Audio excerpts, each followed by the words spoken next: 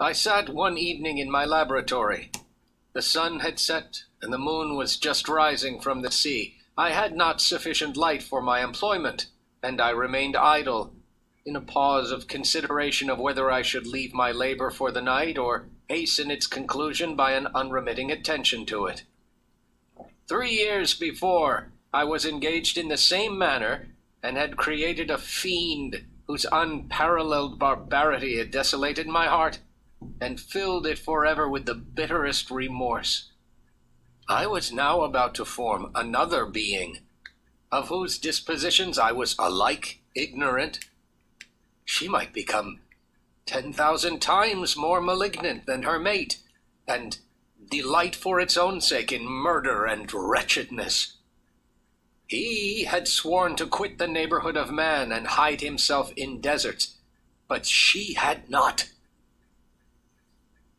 And she, who in all probability was to become a thinking and reasoning animal, might refuse to comply with a compact made before her creation.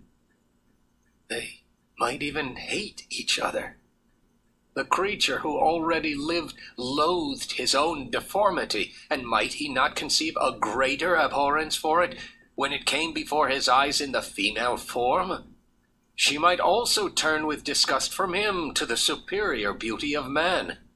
She might quit him, and he be again alone, exasperated by the fresh provocation of being deserted by one of his own species.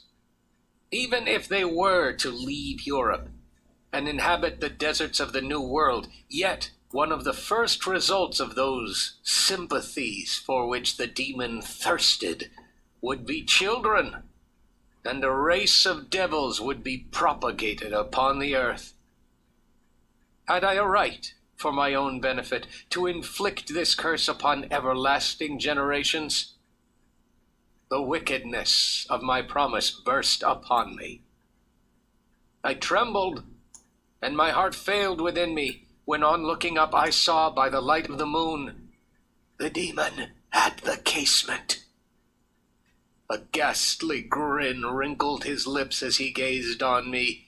Yes, he had followed me in my travels. He had loitered in forests, hid himself in caves, or taken refuge in wide and desert heaths.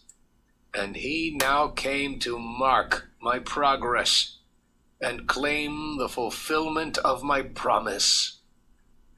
The wretch saw me destroy the creature on whose future existence he depended for happiness, and with a howl of devilish despair and revenge, withdrew.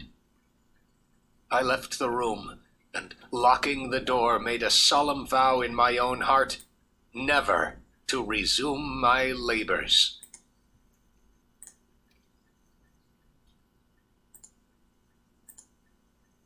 Several hours passed, and I remained near my window gazing on the sea.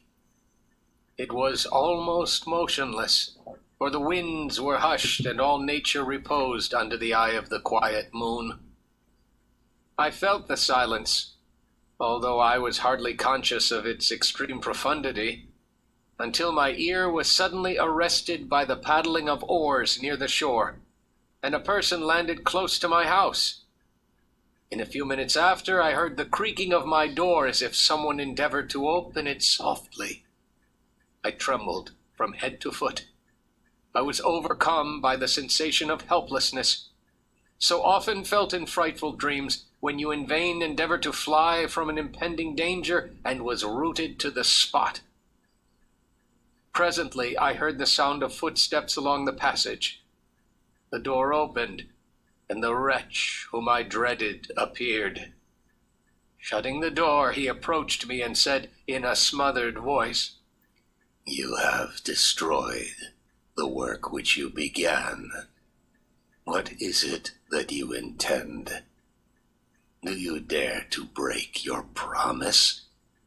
I have endured toil and misery, incalculable fatigue and cold and hunger. Do you dare destroy my hopes?"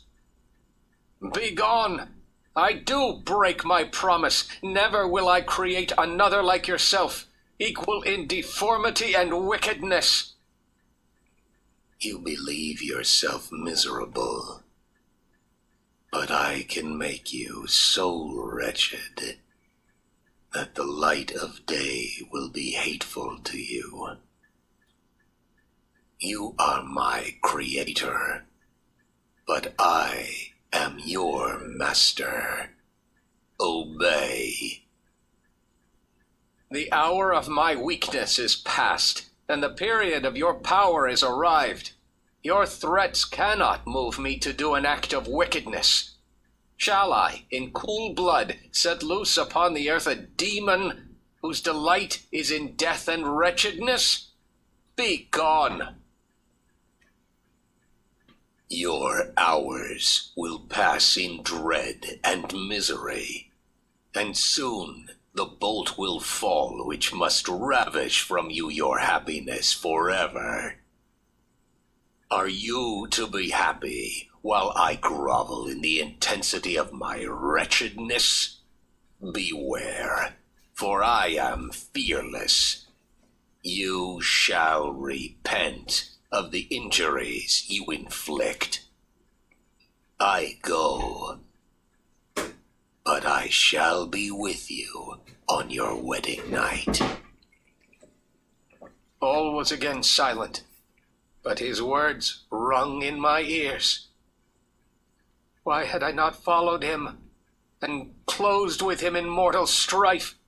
I shuddered to think who might be the next victim sacrificed to his insatiate revenge. And then I thought again of his words. I shall be with you on your wedding night. In that hour I should die, and at once satisfy and extinguish his malice. The next morning at daybreak, I summoned sufficient courage and unlocked the door of my laboratory. The remains of the half-finished creature I had destroyed lay scattered on the floor, and I almost felt as if I had mangled the living flesh of a human being. With trembling hand I conveyed the instruments out of the room, but I reflected that I ought not to leave the relics of my work to excite the horror and suspicion of the peasants, and I accordingly put them into a basket with a great quantity of stones, and laying them up, determined to throw them into the sea that very night. Between 2 and 3 in the morning the moon rose, and I then, putting my basket aboard a little skiff, sailed out about 4 miles from the shore. The scene was perfectly solitary. I took advantage of the darkness and cast my basket into the sea. I listened to the gurgling sound as it sunk, and stretched myself at the bottom of the boat. I heard the sound of the boat as its keel cut through the waves. The murmur lulled me, and in a short time I slept soundly. I do not know how long I remained in this situation, but when I awoke I found that the sun had already mounted considerably. The waves continually threatened the safety of my little skiff. I found that the wind must have driven me far from the coast from which I had embarked. I had already been out many hours and felt the torment of a burning thirst, a prelude to my other sufferings. I looked upon the sea. It was to be my grave. Fiend, your task is already fulfilled. Some hours passed thus, but by degrees, as the sun declined towards the horizon, the wind died away into a gentle breeze, and the sea became free from breakers. But these gave place to a heavy swell. I felt sick, and hardly able to hold the rudder, when suddenly I saw a line of high land towards the south. How mutable are our feelings, and how strange is that clinging love we have of life, even in the excess of misery. I easily perceived the traces of cultivation, and found myself suddenly transported back to the neighborhood of civilized man. As I was occupied in fixing the boat, several people crowded towards the spot. They seemed very much surprised at my appearance, but instead of offering me any assistance, whispered together with gestures that at any other time might have produced in me a slight sensation of alarm. My good friends, will you be so kind as to tell me the name of this town and inform me where I am? You will know that soon enough. Maybe you're come to a place that will not prove much to your taste. But you will not be consulted as to your quarters, I promise you. Why do you answer me so roughly? Surely it is not the custom of Englishmen to receive strangers so inhospitably.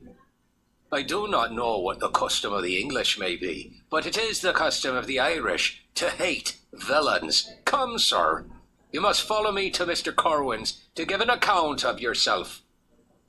Who is Mr. Corwin?